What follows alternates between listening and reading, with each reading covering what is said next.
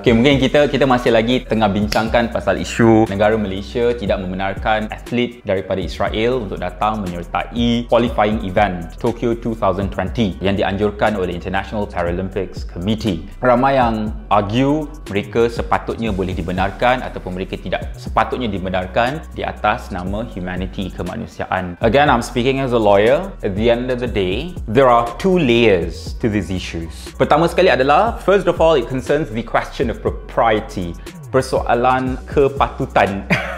The question of propriety, whether or not these athletes should be allowed to come to Malaysia to compete. The second question is a question of legal capacity on the part of Malaysia in deciding not to allow these Israeli athletes into Malaysia. Sebagai pengamal undang-undang, saya rasa tidak ada masalah langsung untuk Malaysia tidak membenarkan athletes daripada Israel untuk datang ke Malaysia. I think the question that Malaysia should be asking is this: kalau ini adalah message yang kita nak sampaikan kepada Israel tentang keburukan, kekejaman mereka terhadap kemanusiaan, kita juga kena jadi tidak hypocrite in that we should ask ourselves, are we sending the same amount of message to Israel as we are to other countries that have committed so many crimes against humanity? So as much as we think that whatever that is happening in Israel is bad, are we questioning, are we doing something, are we challenging the act against humanity that are happening, for example, with respect to the genocide of people in Rwanda?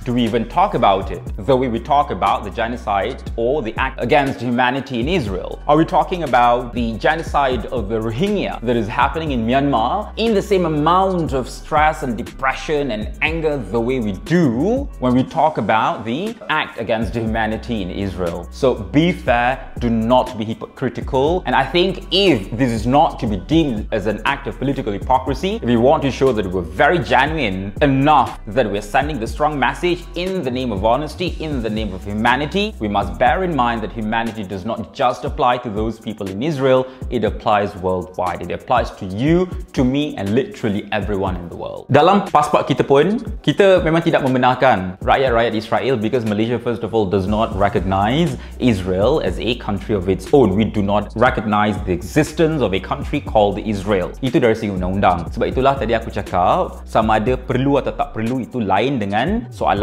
sama ada boleh atau tak boleh Malaysia membenarkan. Di dalam persoalan undang-undang, Malaysia boleh untuk tidak membenarkan kemasukan rakyat Israel ke dalam negara kita atas alasan simply Malaysia tidak recognize kewujudan Israel sebagai negara. Dan yang kedua, kalau kita mempersoalkan, kita kata tak patut untuk kerajaan memangsakan rakyat daripada Israel untuk datang bertanding di atas tiket sukan semata-mata, mungkin satu message yang aku rasa government cuba hantar, dan aku setuju dengan pernyataan ni. Instead of asking, or instead of blaming the government for victimizing these innocent athletes from Israel, I think it is important to make them think and ask the government, see what you've done that we are now being treated the way we are. So humanity speaks.